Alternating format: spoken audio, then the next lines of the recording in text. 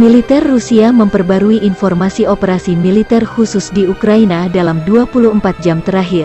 Juru bicara militer Rusia Igor Konashenkov tanggal 16 Juli merilis rekaman video sistem peluncur roket ganda bekerja dan berpindah tempat sesuai koordinat dari drone pengintai. Juga beredar rekaman video tim pengintai Ukraina berpapasan dengan pasukan Rusia di jalanan arah Kherson. Sempat dikira lolos, ternyata ada tim lain Rusia yang siaga di sudut jalan.